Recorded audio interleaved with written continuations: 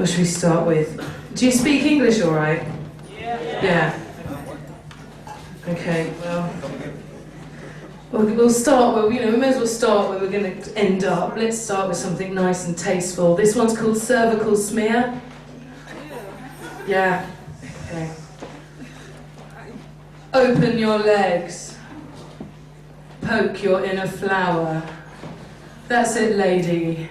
Did you bathe or shower before you came to surgery today? Looks like you should have, shall we say. Now see these metal razor-sharp utensils as wide as sellotape, around 150 pencils. Now that's to clamp ya, like a car jack. Just relax, lie on your back. Ooh, lady, you are a wide one. Have you had children or just a good run? Now breathe slowly while I'll insert some broken glass covered in dirt and twist and spring catch it wide with 14 mirrors and spoons inside.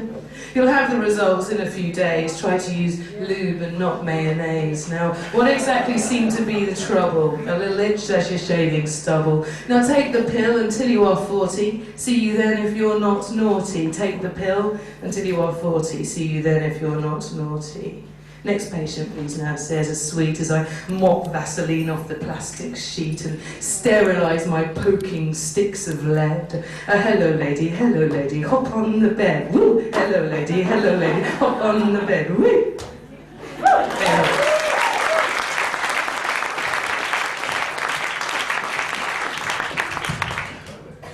Ooh, it's cold in here. I'm not really shaking because I'm scared of you. I recently turned 28, and I'm going through the mad one that is your Saturn return. It's great. Acting like a bad husband, right? I have that effect on men and microphones.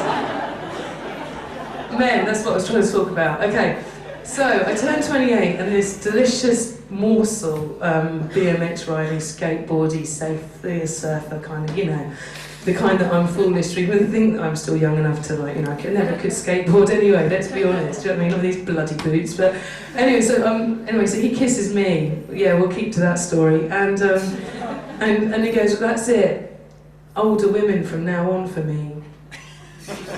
I was like, he's 20 or something, and I'm like, anyway, it made me write this.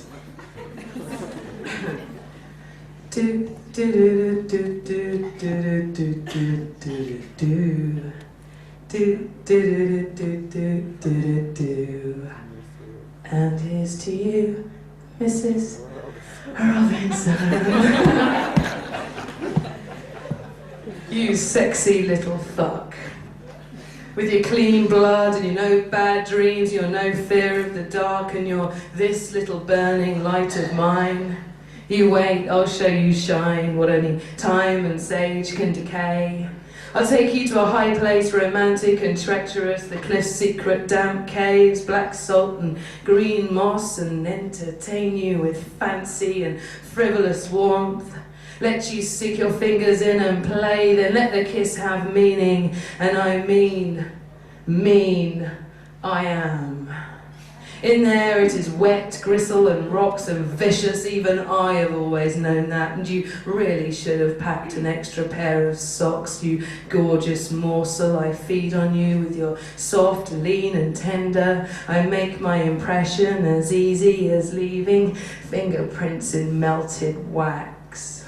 I'd singe every baby hair on your body, it's so molten hot and fervid, and you are smooth, like a real girl.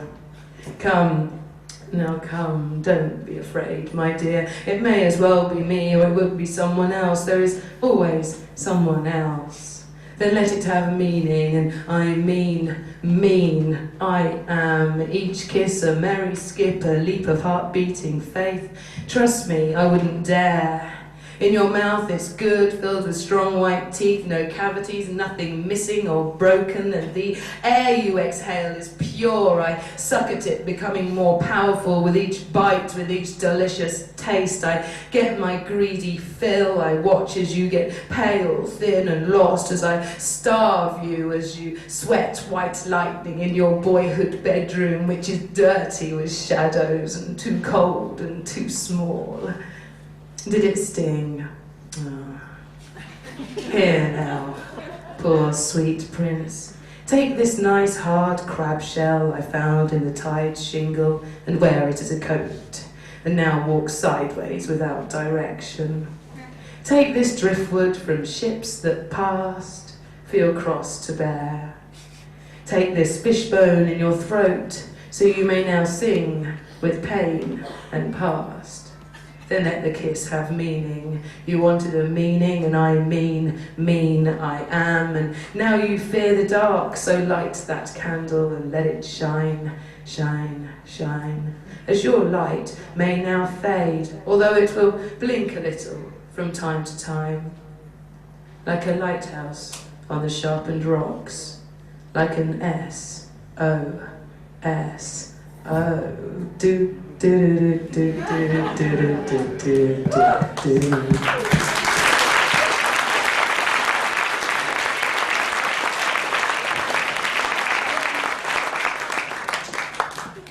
This one's called The Kind Type. This microphone's bugging me. Okay.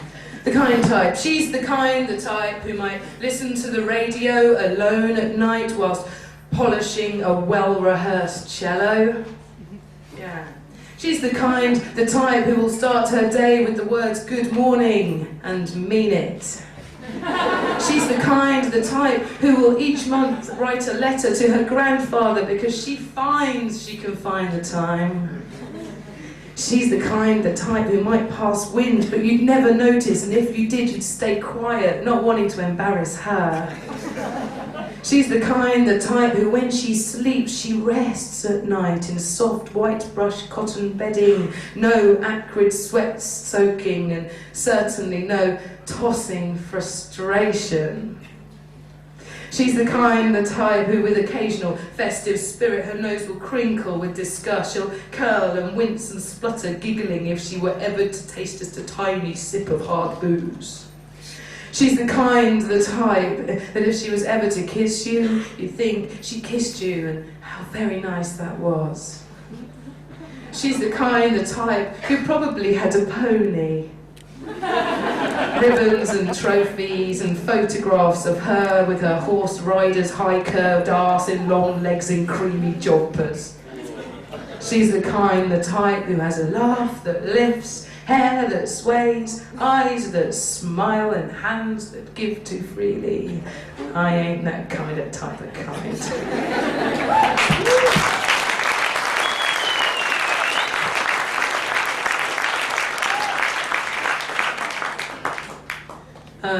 Some of you might know this if any of you are Cold Cut fans. This one's the tale of Miss Virginia Epitome. She had the hymen that always grew back until it grew over her face like a slap she deserved. She had the hymen that always grew back until it grew over her face like a slap she deserved, with her ever-increasing membrane. Miss Virginia Epitome got bought beer again. Consistently tight Miss Epitome, constantly losing her virginity and leaving the boys all cheering the cherry as her hymen grew back like the lush skin of a berry. Virginia, Virgo, epitome of intacta. The biological miracle had farm boys by the tractor. Footballers, sailors, guitar-playing deadheads, Johns, Pauls, Steves, Mikes, Franks and Freds, a Simon, a pieman or four, firemen, doctors, DJs, bouncers on the door, surfers, skateboarders, policemen, traffic wardens. She didn't care. The hymen would grow back. It would always be there, whispering, "Go easy, for I am a virgin intact." Her virgin bit was bullshit, but the rest was a biological fact. She had the hymen that always grew back until it grew over her face like a slap she deserved from wives, girlfriends, sisters and mothers alike. But the boys all cheered for the world's tightest bike. Until one day, to her greatest despair, she found she was growing hymens almost everywhere.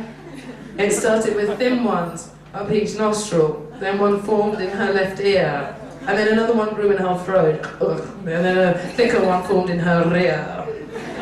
Until eventually she became a membrane, a mucus-muscled intact bubble. No more free drugs, no more partying at the Paradiso, no more free whiskey, and no more boy trouble. For nothing could pierce it, it was waterproof from the rain.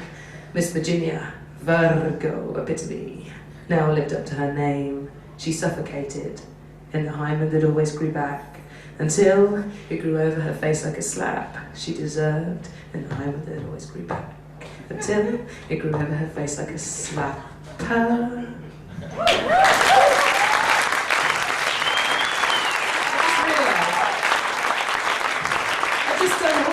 My back to you lot, and it's kind of difficult. I go like this, I don't know, like there's action men that have heads that move things. Okay. This one's called, let's do a little one. This one's called the Patriotic Instinct. It's about war. Boys like war. Okay, it's one for the boys. If you will wear a different hat, then I will stab you with my sword and get 50 men to wear the same hat as me. And we'll get horses, and you will lose many friends, soldiers, husbands, brothers and fathers. However, if you kill all my men, and then kill me, I had lived as I have died, wearing my hat with pride.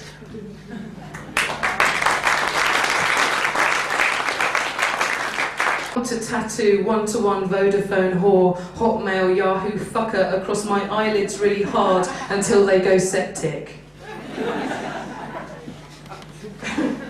And so they became so reliant on mobile communication that many hacked off their left hands and screwed WAP phones onto the raw and blooded stumps. Others removed an earlobe to have a hands-free implanted inside the drums and tiny receiver-like microphones stapled onto their bottom lips. This made handshaking and kissing a thing of the past. All conversation began with a shouted, "I'm on a bus!" and ended with a flirtatious text, X, and was hurried for sweet credit's sake. Baby, you're cracking up.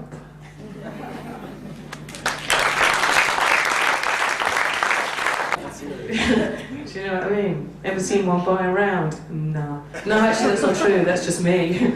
Okay. This one's called Then Will Anyone Read This? The poet was asked, if marooned on a desert island, would you still write? The poet answered, oh yes, indeed. I would get a stick and write my name in the sand. Surely that's terribly shallow, to just simply autograph the territory, was the abrupt and swift critique. The poet looked thoughtful and sad. Was he to change his answer? Is that why he looked so unhappy? Oh no, he replied. I'm upset because the sea might wash it away.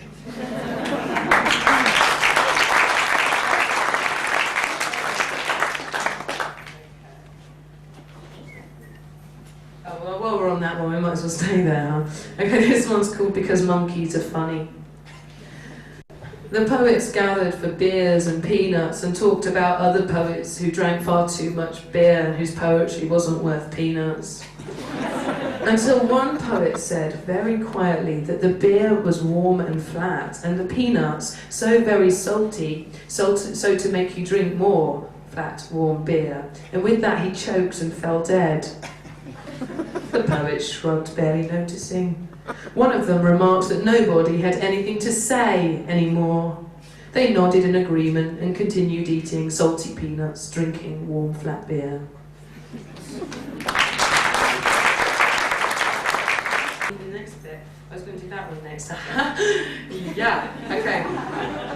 This one's my favourite poem. I like this one a lot. It still hasn't tired, but you might hate it, and I don't care because I like reading it because it's so fucking true. Okay, This one's called Fierce Pink Lambchop. Great title. Okay. Fierce Pink Lambchop. You don't return my calls, but you keep my packages and proposals. You don't email me and it eats at me. It is making me paranoid, feel worthless. You are either simply rude or busy. Rude or busy or both. And I am eager and enthusiastic and too ambitious. But if I was a boy, and if we were talking techno, I'd be a DJ. And you would need me to keep your finger on the pulse, the beat, as you are aging and thinning and fatting. And I'd remind you of you when you were young, with dreams and spunk, which I am. And I'd be seen as being a bit of a lad with potential and drive, which I am. Except I'm a girl. And you don't return my calls, my emails, and it eats at me. It's so bloody damn irritating. You are definitely rude. You are definitely positively busy. You're definitely positively busy and rude. You're definitely positively, absolutely busy, rude, and gay. You are definitely gay. Otherwise, you'd let me pitch this to you, face to face, over coffee or a pint or over dinner or even over breakfast. Maybe not. If I was a boy, you would meet me and we would talk about football, how we both hate it. And we talk about tits, but we talk about PlayStation tits, we talk about Lara Croft tits. And Ibiza benders, and Thai prostitutes, and how your uncle sucked out a snake bite once, and hot sweat chili lace curry recipes, police car chases, violent vomit and drunken tales of losing your house keys and accidentally climbing in the wrong window, the neighbour's window, to wake up and terrify your sexy girl neighbour who'd been sleeping. But alas, I am just a mere pale pink lamb chop. I am a soft underbelly, boob wobbly arse shaker. I'm a lavender sniffer, essentially oily candle burner. I'm a wearer of pretty glass beads and tights and mascara. I'm one who gazes at fluffy clouds and notes that they make shapes of kittens and strawberries. And I would only talk about periods and colonic irrigation and foreplay. Foreplay, yeah? Reflexology and Madonna, and my plaits being pulled at school, and hot sweat chili lace curry recipes, police car chases, violent vomit, and drunken tales of my next door neighbour accidentally breaking into my house when I was sleeping. Thank you.